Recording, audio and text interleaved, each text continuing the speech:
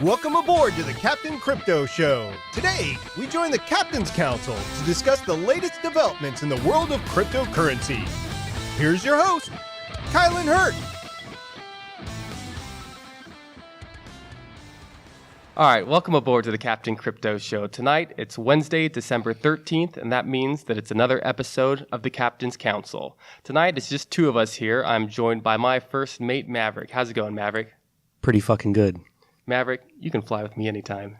So, for those of you who are listening who think I might sound a little strange, I'm pretty sure I've come down with a little bit of a bout of scurvy. When you're up on the high seas, it's something that happens. Might just be the cold, I'm not really sure. So if I found a little bit sniffly, it's probably because I'm a little bit sick, but it also might be because some of those all-time high prices bring a tear to my eye. Well, for one thing's for sure, it's that if you thought Bitcoin was not mainstream before, it certainly seems like it's at the point where it is getting very popular. You're seeing it mentioned in popular media. I think it was even in the Big Bang Theory, an episode recently, and you're seeing it on the news quite a bit more. Brett, is that what you've been seeing? Yeah, absolutely. I've been really watching all the kind of mainstream financial channels and then, kind of finding videos that aren't financial channels or that are normally financial or tech related, but, even comedy accounts on Instagram or Twitter, everyone's kind of opining on it. And what struck me, and it struck me before, and it really struck me again, that it was kind of another reminder that a lot of these mainstream outlets, they really have a blind spot to how things are unfolding in the world, and we can kind of see a precursor to that with Brexit and then Donald Trump. So some of the blind spots that people have with Bitcoin are very, very similar to the blind spots they have with Brexit and Trump, and there's really no relation to Bitcoin and Trump. Trump might try to take credit for it. Bitcoin's up 17x this year. He makes the best coins. Yeah, I make the best coins. Satoshi, I met him, underwhelmed, but seems like a good guy. But anyways, there seems to be a huge blind spot, and it seems to come from these institutional types that really they're used to a very mechanical world, hierarchical. They got their bubble. They have their own bubble. Even these financial pundits and experts and economists, they come on, and it's clear, and they're smart people, but it's clear that they have not done their homework. You can see how lazy people are, and they're just kind of riding on their credentials, and they look at a chart and they go bubble, bubble, bubble, bubble. And I'm seeing in the media, the real bubble is people saying it's a bubble, right? I'm looking at a way to short that. And they don't really, there are some good arguments to make, but they don't really kind of understand it at a fundamental level. And like the analogy between Bitcoin and Trump and Brexit these are these kind of outside the system, organic kind of flowerings that fast growing too. When they show up is pretty. And they kind of keep their support. There is no institutional backing at all. Trump was hated basically by every major institution, and Bitcoin's pretty much hated by any type of institution or traditional. Right. Yeah, someone wearing a suit who doesn't necessarily know that much about the internet, and they all have been living in a world where a fundamental assumption is kind of baked into what they learn about. So they know a lot, CNBC, Bloomberg, whatever, these economists, they know a lot about the current system, and there's a lot of complexity built on top that they can talk a lot, and they know all the jargon, and they can kind of go. But once they get into the Bitcoin or any other thing outside of the narrow kind of world they live in, they can't really see what's happening and don't give very good analysis, and they seem to be utterly perplexed by it. And yeah, I would definitely say what I've noticed is it's kind of shining a spot on how, at least what seems to me to be a little bit of almost an incestuous industry, especially when it comes to the media, because you're looking at them, they bring on their resident financial experts, and it seems like their resident financial experts, they may or may not be experts at the traditional system, but for most of the part, these people have no experience with blockchain technology, with cryptocurrency. At best, all that they can come up with is whatever they can read in the 15 minutes they have before they go on live. And unfortunately, it seems like a lot of these media outlets are not really reaching out to the community. I'm not hearing too much about these CNBC, Fox News, MSNBC reaching out to the actual experts within the cryptocurrency community. And there are plenty of them. There are plenty of people who've been, maybe even some of them have been itching to help evangelize and talk about cryptocurrency on the news. And I'm just not seeing really that reach out from the traditional media, which is very telling, because when they actually are reporting on cryptocurrency, I mean, I would hate to say it because I know it's a cliche term, but that hashtag fake news does kind of come up. 100%.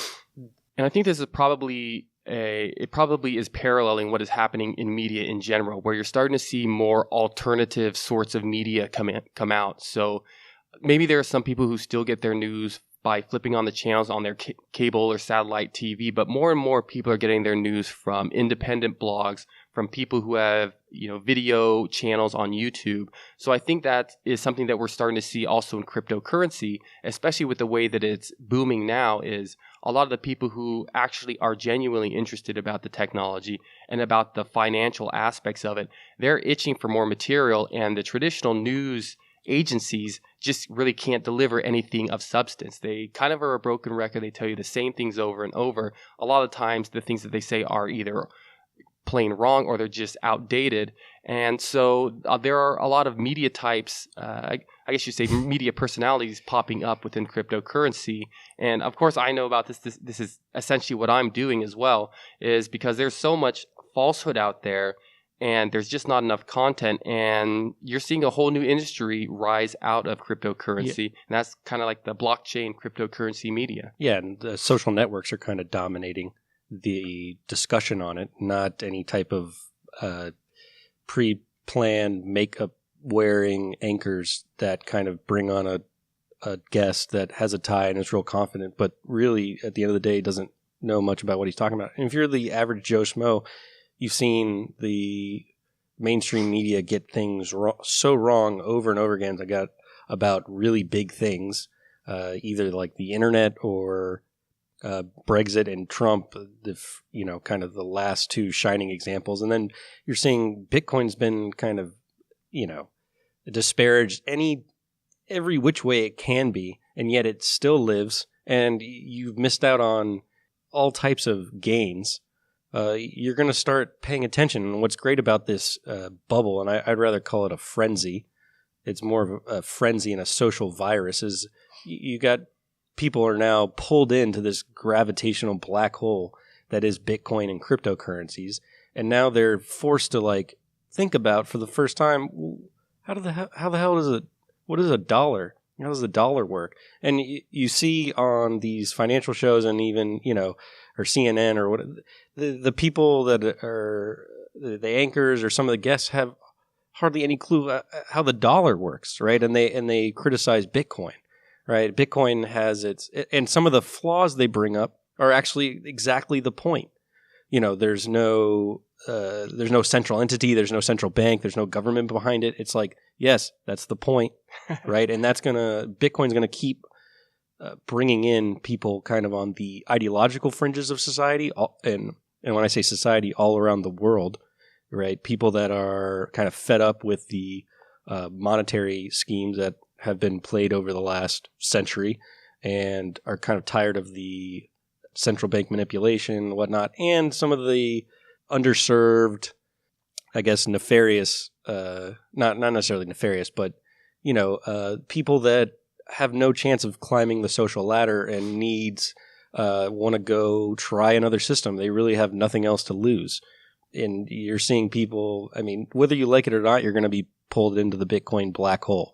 Wall Street itself can't help themselves, even though it's going to transform their whole industry. They can't help but salivate when they see these returns and figure out a way to make money in the short term. Yeah, and one thing that I've heard you say a lot, which for me, it never really quite clicked until maybe this last week or so, is you would often say, okay, cryptocurrency is a social network. And when you used to say that, I would think to myself, oh, he's saying like it's Facebook or it's Twitter. I was thinking like an application, like an actual like digital app of social network. But as time goes on, I'm starting to see, I think, what you meant. And that's that now that I work in the industry, we're looking for people to hire. So all of a sudden I'm pulling friends out and they're starting to get involved with this industry. And I'm looking on Facebook and more of my newsfeed is cryptocurrency. The people who I'm starting to hang out with more are finding themselves, either they are involved in cryptocurrency and that's why I've gotten to know them and become friends, or they are friends who are slowly being persuaded and are starting to enter the industry, whether just as an investor and holder, or in a growing number of cases, actually starting to become people who are actually working in the industry. So it is interesting because it's almost like I have this old social network, but now I have this newer, almost a little bit more compact social network of people who, in my opinion, get it. It's like-minded individuals. Right. It's people, I'd say, but it's like the people who are listening to this podcast right now. It's people whose the brains are turned on, the wheels are turning, they're trying to figure this thing out. They're thinkers. They're curious about the world about them. And I would like to think that they're the type of people who want to improve their own lives as well as those of their friends and family. Yeah. Bitcoin will continue to pull in not only dollars or other currencies, other assets will be liquidated and people will park some, percentage of it in Bitcoin. And more than that, which is much more important but harder to quantify, is all the human energy and time that is being sucked in and out of the other system. So you got, and I would say very high IQ, motivated, ideological people that are getting. Now there's always going to be some scammers, some what fools, is it? I guess the word would be, it's like frothiness, right? Like a lot of, empty promises and stuff like that. But out of all the 100 people, let's say 100 people hear about cryptocurrencies, there's going to be at least one of them that, just gets obsessed and goes all in. And crypto also, it's going to, because it kind of changes a paradigm, it's gonna attract your creative, dynamic people, right? The traditional ways of money and finance are gonna it's boring, right? At the very least, if you don't have no idea what's going on, it's fucking exciting, right? You're watching 20, 30% price moves at a time. You're learning all these new words. There's, thousands of different cryptocurrencies at any one time. I used to think the other financial system was exciting until I got into Bitcoin, and then it's like, holy shit! It's a constant deluge of information and mind-blowing mental exercises you have to go through to understand what's going on, and realize that you have no idea, no one else does either. Yeah, it's definitely, like I said, it's kind of like a filter too. So it's like the friends that make it in past that filter. When you're going to your meetups or you're meeting with someone who's involved with cryptocurrency, when you start talking to that person, you almost already know that you have something in common, which I guess some industries might be like that, but it's definitely like that in this industry. And with regards to the people that this industry is bringing in, without a doubt, I'm absolutely convinced it's bringing in a lot of the world's brightest people. So when you have a lot of people talking about how, oh, it can't work, this won't work, or that'll never work, or I don't trust this. Yes, there are challenges and there will be growing pains as the industry grows, but literally you have the world's brightest minds working on solutions to these issues. So, it's something where I think we can be optimistic about where the industry is going. 100%.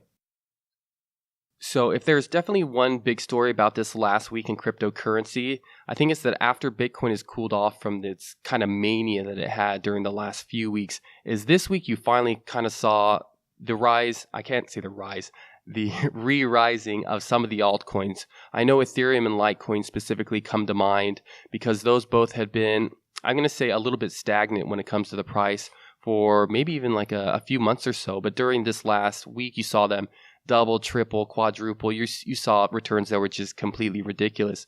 So I know a lot of people, especially the general public, have been very fixated on Bitcoin, but all of a sudden you see these other altcoins increasing in price drastically. And I know for me personally, I had to it was a little bit of a challenge because I had to start trying to explain what these different currencies are. And there's so many of them, and a lot of them were doing well, that it is a challenge. But it's interesting to see people starting to expand their knowledge or their horizons of what cryptocurrency is. Have you kind of seen the same thing with your friends? Oh, yeah. Like, I have been talking about it for, 2.5 years, and it finally has, like, there are a lot of friends that have been kind of talking to me over that time, but it really kind of ramped up the past month or so.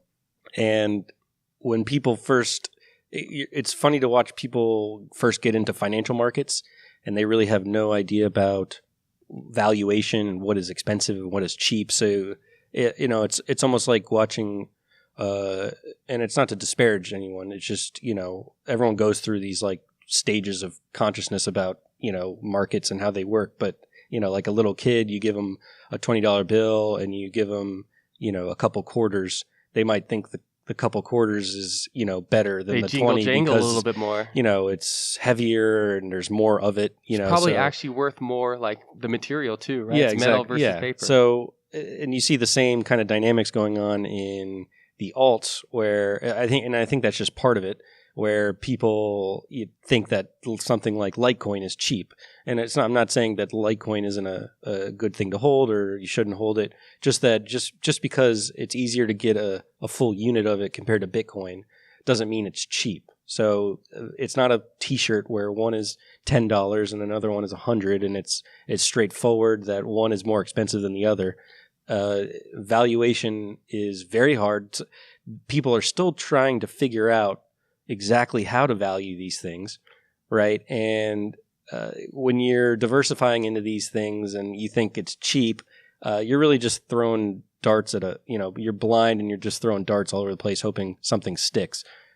Right, yeah. I think a lot of people look, if they're kind of new to this, they will look just at the price. So something like Ripple, I think, is only like 25 or 30 cents, and they'll tell themselves, oh my God, I'm getting in early. I mean, if Bitcoin's up at 18,000, then Ripple, think about how many times they would have to go up to get to there, and if it does, then I'll be a trillionaire.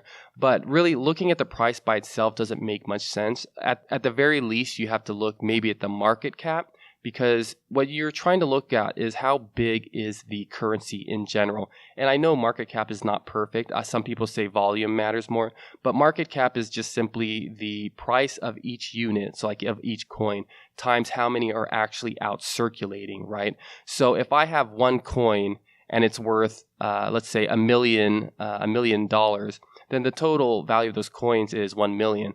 Now, if I have 100,000 coins and each of them are worth $10, the total value of all those coins is still 1 million. But you might look at the $1 million coin and say that it's more expensive than the $100,000 coin. But really, the only reason that it's more expensive for that one coin is because technically you have 100% of the coins, whereas if you have one coin or the other, you only have 10% of it. So just remember there's some mathematics going on there. So don't just look at the price. Look at, in general, how big is the coin. Market cap helps a lot. And in general, it helps if you look at the relative market capitalizations too, because then that can give you kind of a baseline. You can compare something to Bitcoin. Okay, is it 10th the size of Bitcoin? Is it 100th the size of Bitcoin? And in general, those sorts of relative numbers tend to help a lot. So try not to let the math confuse you. Yeah, so back to what I was saying with Litecoin, I kind of want to emphasize the increases in price of specifically of Litecoin and Ethereum, because I know a lot of people who had heard that Ethereum and Litecoin were good investments back in, let's say, August or so. They have, well, if they're smart, they've been holding on, but a lot of people bought them around that time. And for the most part, they were stagnant up until maybe a week ago. So a lot of people, when they see a coin that isn't giving them quick, I guess you could say quick returns, they are tempted to dump it.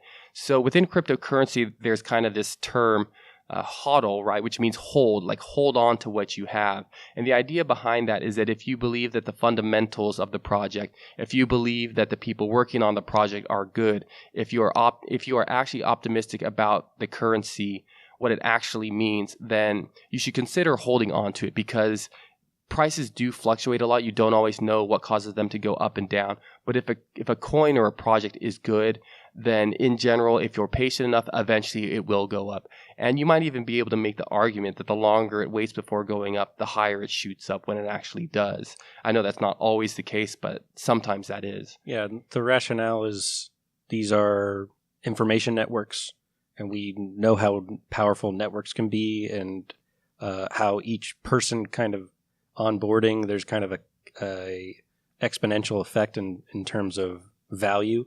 And a key word that Kylan used that it isn't a bad word, but a lot of people might think it is because they haven't really dug deep enough into this, is belief.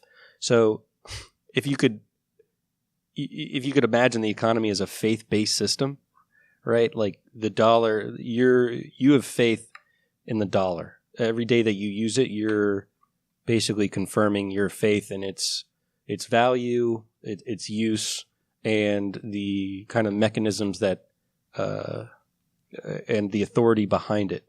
So the same thing is at play here. And I heard someone say a lot of this stuff is a confidence game, and that might scare people, like like a con game or what? Well, that's exactly what currency is. It's a confidence game. If you can create a network with a set of rules that people agree to beforehand, and they all agree to it and accept it, it becomes a useful network. That's the bottom line. So, yes, all this stuff is it is based on belief and faith. HODLing is faith-based, right? There is what you do. I want to emphasize. Okay, you say faith. Let's make sure we're not talking blind faith here. Yeah, well, what I'm saying is people kind of do things and rationalize. The world of action is different than this isn't I guess science, right? This is the world of action where you have to make a choice either way, and you have incomplete information. Most people that are new that have no clue, no idea what's going on. But what you're fundamentally doing when you get into crypto is, okay, I'm going to try out this other system. I don't know exactly how it works, but I know these are kind of the same people that built the internet or same types of people with the same types of principles. And I have this other system that I don't know much about either, right? But I use it every day and I kind of accept it. So when Kylan uses the word faith, it's not a bad word at all. And the more you dig, the deeper your kind of faith becomes. Right. Especially when you start using these networks and becoming more familiar with them, your faith will increase, and your faith in the other system that you kind of just took for granted will decrease.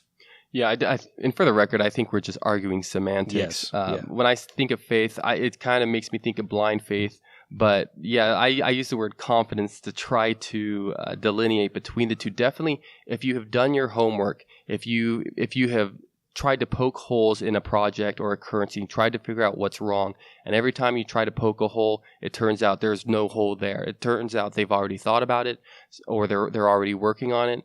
That should eventually give you confidence in that project. And those really are the best ones, in my opinion, to invest in. Now, the way that cryptocurrency works, there's so many coins now at this point that there's news coming out about a new coin doing this or that, or a coin, signing a partnership with some big company. And there's so many coins that it really it's like rapid fire. So I think a lot of people have come to expect whatever coins that they are holding, they expect there to be rapid developments every day or something like that. Like, well, if their currency doesn't do anything for a week, then they're, all of a sudden they get down and say, these guys are shit. They're not doing anything. But the truth is you have so many developers working so hard. And one of the reasons that a lot of this stuff takes a long time is because they're trying to make sure that if you are holding it, that you are using it, that nothing goes wrong, because they do realize that it's your money that they're working with. So a little patience is needed, and I'd like to think that's why we come up with the term HODL, because if the project really is good and you hold on for dear life, there will be a payoff. Well, and there's a deeper truth to HODLing your coins, that wealth is only built up by savings, right? People only make their situation better by sacrificing the present for the future. So if you have any faith in the future and have any inclination to save for the future, cryptocurrencies definitely give you that incentive to save. So it's not only a strategy in crypto, but just in life in general. Don't engage in nefarious spending and just, going crazy, and hold your assets, accumulate more, Tighten your belt a little bit. yeah, and spend what you need. Right, that's it. Yeah, it is funny that you mentioned that, because when it comes to the traditional financial system, when people tell you, oh, you should save some money, put it in a Roth IRA for 1K or whatever, usually you're talking about returns that are in single digits per year. So you can't really be blamed for not wanting to tighten up your budget to put it into something where it grows, at a snail's pace, right? But once you see these cryptocurrencies that are tripling in a year, going tenfold in a year, sometimes doubling in a day, all of a sudden tightening your belt sounds like it might actually be fun.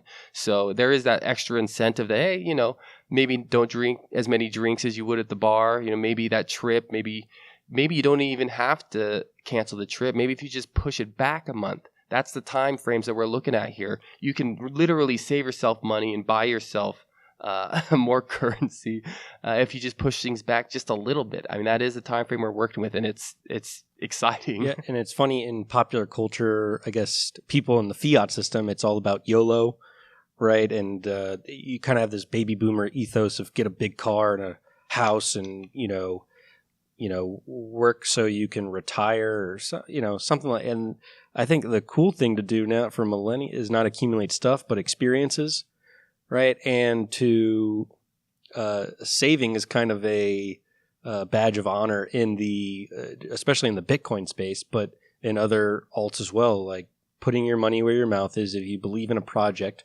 you want to hold those coins, and you want to. And every time when you hold, you're providing a base on which, and you're also sending a signal to those developers of that project, keep building, right? Because these developers probably have a lot of the coins, and they have an incentive to keep building. Every buy signal is another hey, developer, keep going, or that kid in that random savant anywhere in the world. Hey, there's something here, there, there. Get up and start, learning about this or that, and it's quite the virtuous cycle. It is definitely something where, to a certain extent, you can be voting with your dollars, which is, in some ways, I guess it's similar to stocks as well, but it's so readily available that anyone can do it. And like you said, you can vote with your money, and it's interesting to see how that affects the space. And in general, it seems like it's doing great for the space. I mean, we live in a hyper-connected world where anyone can cheaply kind of produce media content and talk and talk and talk. Say this is a bubble, that's a bubble, but money talks, right? There's a lot of money coming in the space, and it's like, hey, what you guys are doing is interesting. Keep going, right? So if you think this stuff is interesting, and just by putting in a little bit, that's just another kind of vote saying, hey guys, hey engineers, keep building, build a new financial system. Yeah, it's definitely exciting times, and I know times aren't always this good, but when they are good, it is nice to acknowledge it and give a shout out to all those developers working hard, because you guys are changing the world.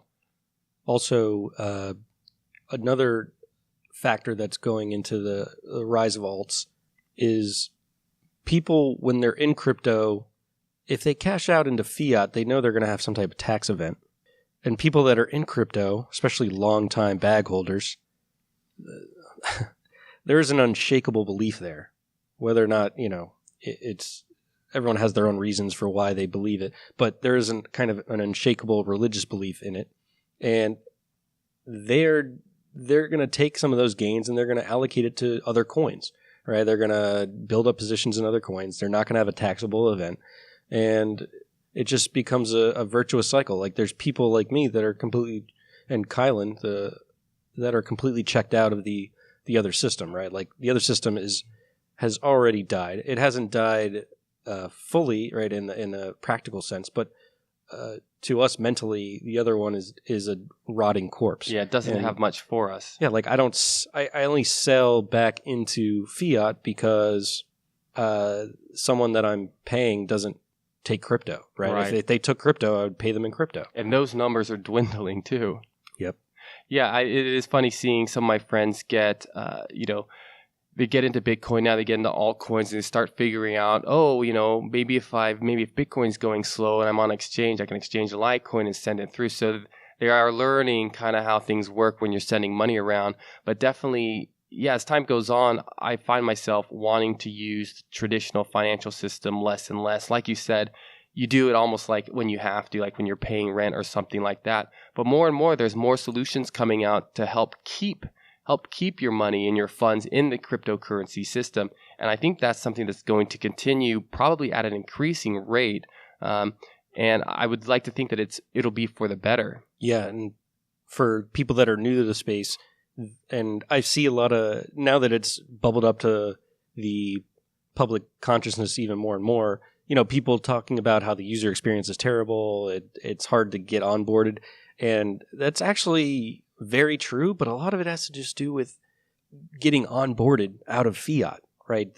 Dealing with the banking system and the exchange. It has nothing to do with, once you're in crypto, it is really easy to move money all around the world into different monies and to, investing in different projects if you're into ICOs or whatever. You can, it feels like the internet of money, which is a lot of what people kind of talk about what this stuff is evolving into, where waiting 3 or 4 days for something to hit your snail bank mail. account, or getting approved to buy Bitcoin has nothing to do. Bitcoin doesn't care who you are, right? It doesn't care what your credit score is or anything like that. It doesn't want an ID. But if you're trying to sign up for an exchange, you're going to have, it might be hard and the user experience might be a little difficult. And that really has nothing to do with Bitcoin. It has everything to do with your traditional, it's like you're trying to send a letter from the post office over the internet. Like, it just doesn't work.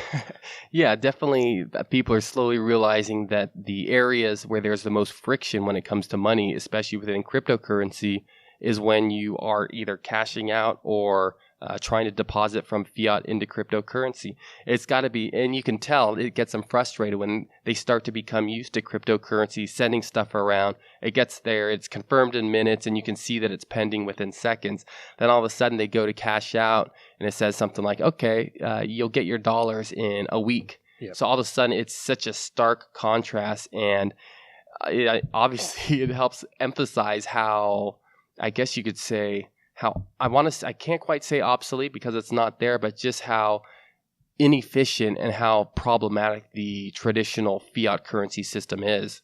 Yeah, and it's weird having a money system where you can think of each country as a closed system where only the people in that geography use that coin or that paper, and it's kind of closed off from all the other countries, all the other geographies. Right. And at the same time, we have this global communication system. It doesn't care about borders. It doesn't care about borders at all, right? And why should money? Exactly. And fundamentally, money is just kind of information, especially being traded back and forth.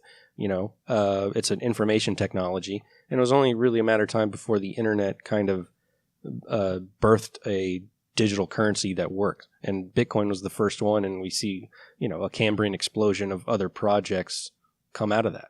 Yeah, definitely. I don't know who it was that coined the internet of money. I don't know if it was Andreas or if it's I know he has a book on it. I don't know if he coined it, but I'm going to give him the credit for it. Yeah, because he's really developed the concept. Yeah, the more I hear about internet of money, I think that's a pretty good metaphor on multiple levels. So when people think, oh, is it in a bubble? Is it in a bubble? Hey, listen, it may or may not be, but in general, 10 years from now, we're going to look at where we are now and talk about how cryptocurrency was absolutely in its infancy.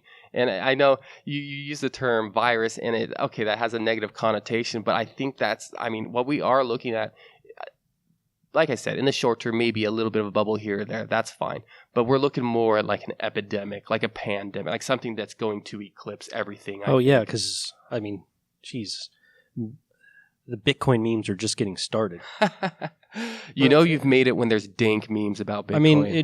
I mean, something like, and I'll go back to Donald Trump is way more memeable than Hillary Clinton, right? And that's a huge advantage in this like social media, viral kind of like infectious fervor that kind of just, it dominates everything.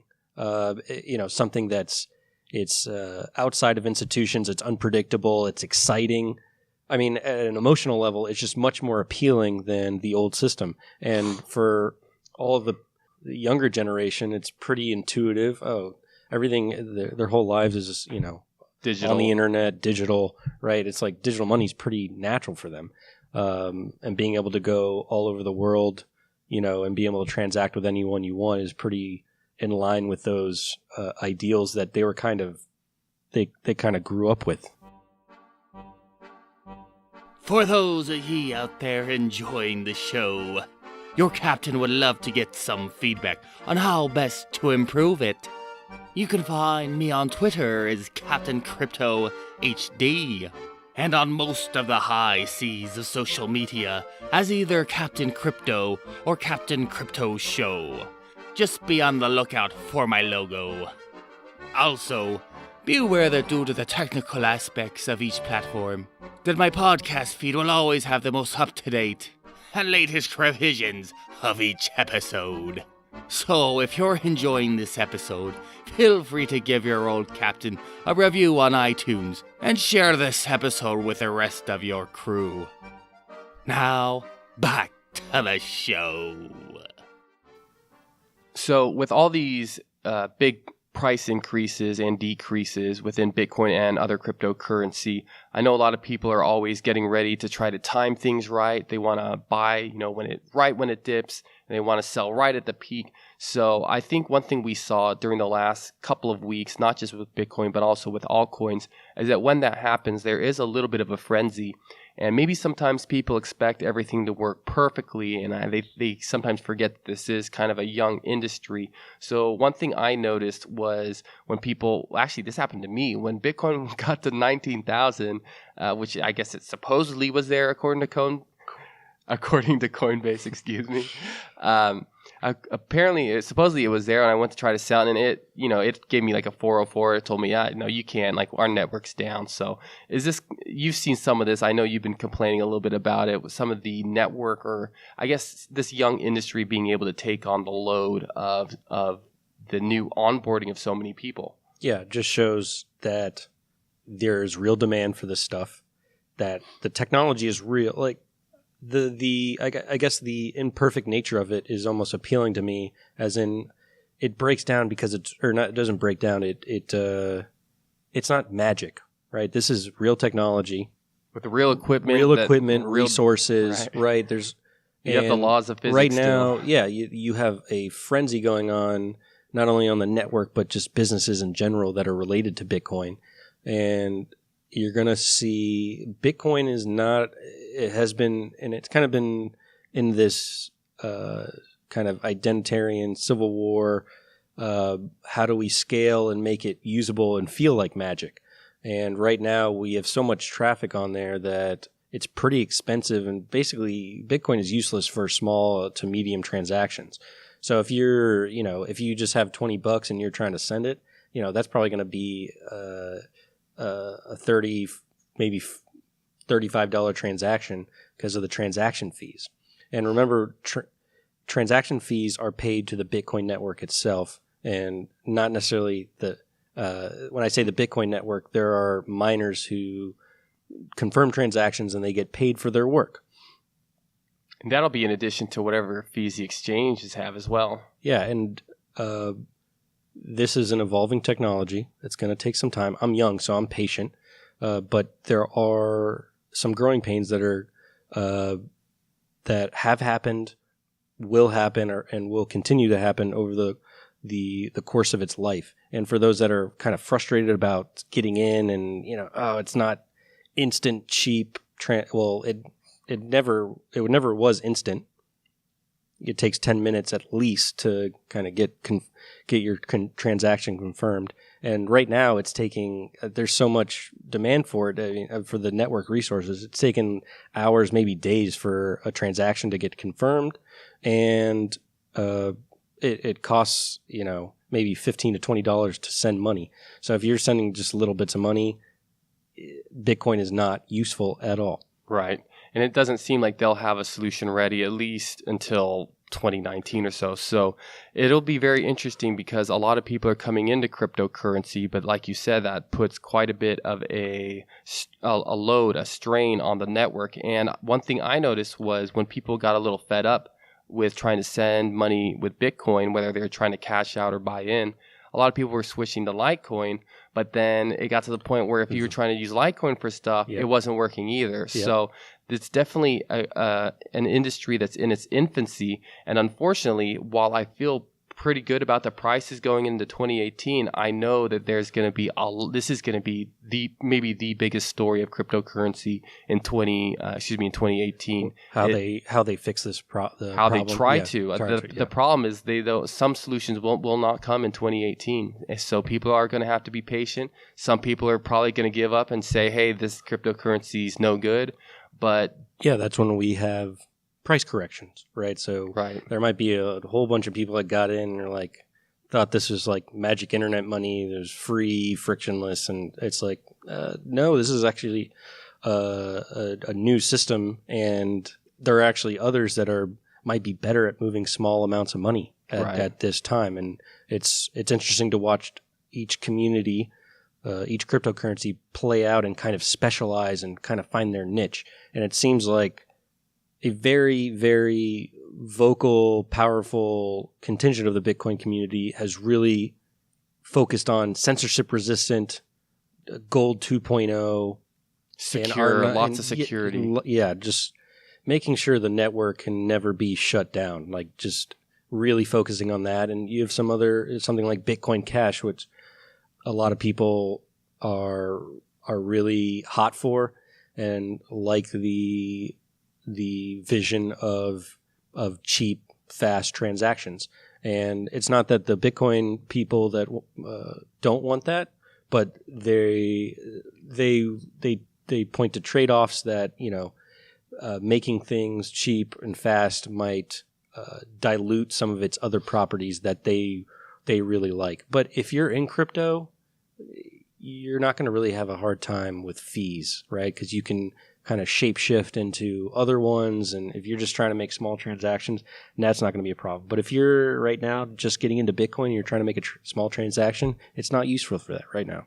Yeah, I definitely think it's something where you'll probably see quite a bit of a continued increase in price for some of the quick and low transaction payment currencies like Litecoin. I know Dash is in there probably as well, Bitcoin Cash. Some people like to use Ethereum for that, but I don't know if that's the best case. A lot of people are touting that, but that's not those days are that's numbered. Not what Vitalik really markets it as. It's not a platform for cheap transactions. Those days are numbered. It will be interesting though because Bitcoin, essentially Bitcoin is at the point where you just can't do small payments with it. And okay, maybe that's what it's supposed to be for. Maybe it's not what it's supposed to be for. We'll let other people have that argument, but definitely there is that need to be able to pay your buddy $20 for buying you drinks or whatever they did. And I think something like Litecoin, Bitcoin Cash, they are going to shine. I think this year while that scaling issue continues with Bitcoin. Although if things get popular enough, you do wonder, okay, what happens if it starts putting too much of a load? What if the blocks start to get full on Bitcoin Cash or Litecoin, right? Obviously, the numbers would have to go up a lot, but we have seen exponential growth in this space. So I guess the good thing is we have multiple blockchains, but then that means that whatever wallet you're using, they have to try to find a way to develop the support for those other currencies. So it puts a bit of a load on the entire industry from the bottom to the top. And I've also seen a lot of Bitcoin bashing from people in the crypto space, about fees and usability and stuff like that. And I kind of look at Bitcoin right now as the bar that no one goes to because it's too packed. So it's like, the user experience sucks, but everyone wants to use it's because everyone wants to use it, or everyone wants to park their their ass in some real estate, right? The block space is expensive, and it's the hot cryptocurrency with the most on ramps. It has the best brand name, So I think that's a pretty good analogy. No one goes there because or it sucks because everyone's there. Where there's not these other blockchains. There's a lot of space in those blocks because not as many people are using them. Not as many people even know about them.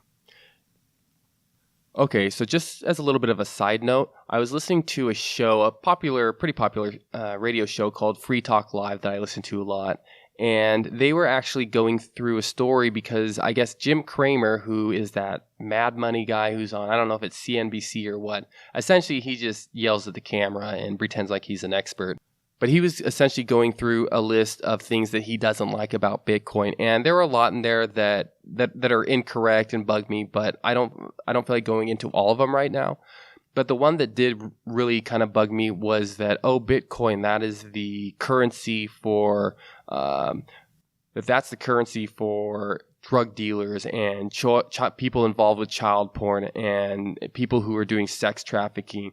I just want to point out that maybe there was a point when that was true, but Bitcoin has a public blockchain, and based on from what I've seen, and let me tell you, I've seen a lot, Bitcoin is not used for that. Maybe there was a point when it was used for that, but there are other currencies that actually are maybe more private. So if some regulators are out there and they want to crack down on Bitcoin because of that, I really just don't think that's a valid reason at all. As time goes on, I'm seeing more and more legitimate business that's being built on the Bitcoin network, so to speak. And honestly, for most of the networks, there are really only a few coins out there that are used for nefarious reasons. And regardless of what your opinions are on that, I don't think it's fair for anyone, it's legislator or someone in the media, to be touting Bitcoin as if it's some sort of drug dealing money. Look, let me put it this way. Hey, if you're a drug dealer, do you want to pay $20 in fees when you're selling some coke? No, you don't. So Jim Cramer, you obviously haven't done the math, and I don't know why anyone listens to you anymore. Yeah, and I actually think the people that use Bitcoin are way more dangerous than drug dealers. They're radical people, have radical thoughts about how money works and how our financial systems work and how political systems work. They're way more dangerous than your average drug dealer, pumping $10 dime bags right to their homeboy. To their homeboys. Yeah. So are you saying that maybe this is something that they tout as a blemish on Bitcoin in order to, because they're actually afraid of what Bitcoin can actually do? Is that what you're getting at? Like if I'm a legislator and I'm scared of Bitcoin I think it attacks their entire identity because everything is anchored to the dollar. Right. And Bitcoin's pretty outside the system, right? It's just like, their whole careers have been built off of this fiat system, and that's where all their trust is rooted in. And they've all, they've done pretty well and worked hard and, made a living in this one system. And you have another system that is literally built on premises that are like, basically, you economists are dumbasses. You financial guys don't know what you're talking about when it comes to money. You don't know any computer science. So there's kind of an arrogance to the Bitcoin project, right? It's fucking crazy. And it attacks their identity at a fundamental level. Like if you've been working in, most of the people, and we talk about, they don't really get it, but these are, high IQ individuals that have done pretty well, and it's like, what do you need Bitcoin for? And, they've spent 30 years not really questioning the underlying system that they've kind of grown up in. So Bitcoin kind of attacks their entire professional identity. So I think it's more of a knee-jerk reaction. I don't think there's some like nefarious plot. I actually don't, I lean, libertarian-ish. I don't even know, all these terms have been kind of mangled. It's hard to tell what's a conservative, a liberal, or a libertarian anymore. But I don't think that these regulators hate Bitcoin or the Federal Reserve is like, I think they're just still trying to like wrap their head around it. and they have their own system that they can barely manage. People have no idea how chaotic it is and what kind of show they have to put on to make it look like a functioning financial system that's not completely rigged, because it pretty much is if you're close enough to the it is, but it takes a lot of effort to make it work halfway decent. But I think it's more of a knee-jerk reaction of like this attacks my entire professional career. Yeah, it's definitely interesting to see how politicians and economists look at it. But yeah, I guess for those of you at home, I mean, at this point, like your grandma's buying Bitcoin. Like it's this idea that's just for drug dealers or nefarious people. I mean, that time has long passed. And I hope if you hear anyone say that, please do us all a favor and correct them. Also, I wanted to kind of circle back to our alts discussion. We were kind of talking about them nonchalantly. And, Bitcoin is a pretty big risk, right? In the sense that, it's only 8, 9, 10 years old. It has it's complicated. It's pretty radical. These alts are even more so. And it behooves the listener to have the buyer beware mindset and to proceed with caution, and that there's a lot of marketing and gobbledygook and buzzword soup that a lot of these projects have, and let's just say stretching the truth, right? And this kind of recently came up again with a known coin, a pretty well-known coin called IOTA. And IOTA is a coin that kind of mixes together a lot of different buzzwords like IoT and cryptocurrency, and a new term called the Tangle Network. And I think the Tangle thing has been kind of a concept for a little bit, but they're kind of applying it. They don't actually have a blockchain. And what they did was tout this Microsoft partnership. And whenever a partnership kind of gets announced, that the market usually responds pretty positively. It's like, okay, like they have this partnership. It legitimizes it. They have a partnership with Microsoft. Oh man, Microsoft tech, good. Microsoft big, good. Microsoft a lot of money, good. IOTA, new up and coming flashy buzzwords, and they can generate a lot of capital, or a lot of new money coming in that way. And it turns out that it wasn't nearly as much of a partnership at all with Microsoft, and it'll be left up to the listeners to kind of dig into exactly but they were pretty much lying, right? They were stretching the truth, and it would definitely proceed with caution. And it's not for the faint of heart to kind of get in this stuff, and you got to really dig for yourself. I feel like it is kind of interesting. You almost start to see patterns. Like some projects are more prone to using that kind of hype. I don't know if it's because they have people paid to do it, or if it's just a bunch of people. Maybe they just attract those types of people. But I've seen that where we're testing a partnership with, and insert big company here. A lot of times it's a big bank, or like you said, it's a big tech company. And in general, it's gotten to the point where that almost starts to raise a red flag with me.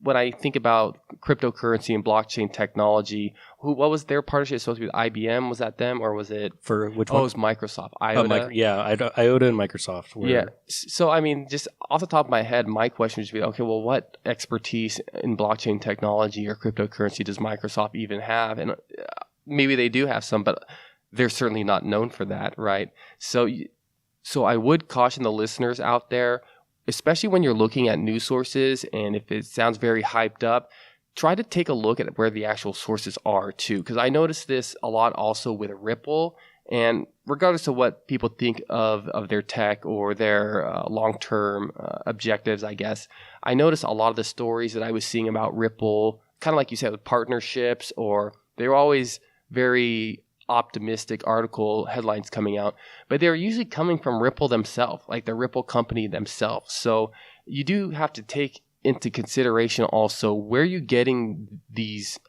headlines from, where you're getting these articles from, because that does make a huge difference. And when you see something big, when you see a big announcement, it would probably be in your best interest to at least look at it with a little bit of skepticism. Yep. So another thing I wanted to talk about that just popped up on my Twitter feed is from a Israeli Bitcoiner who's been in the space for a while now. He's a coder, programmer, someone who opines on Bitcoin topics and cryptocurrencies in general. He just posted about an interaction between the press and Benjamin Netanyahu. And Benjamin Netanyahu is the Prime Minister of Israel. Right. So essentially the man in charge there. Yeah, a pretty big establishment, a global establishment figure. Journalists were asking about Bitcoin. He responded rhetorically, are banks going to eventually disappear? Yes. The truth is that this is what's pushing Bitcoin prices upwards. I got to say that's one of the best lines I've heard from, establishment leaders who, he's a very busy man. I don't think he has time to go in the protocol, but he can kind of see the writing on the wall. Right. Right. Like, and that means his advisors are probably telling him the same thing. Yeah. Like, and he kind of goes on to say, banks kind of exist they require a middleman to facilitate trust, to prevent risk, theft, etc. That's what banks are for.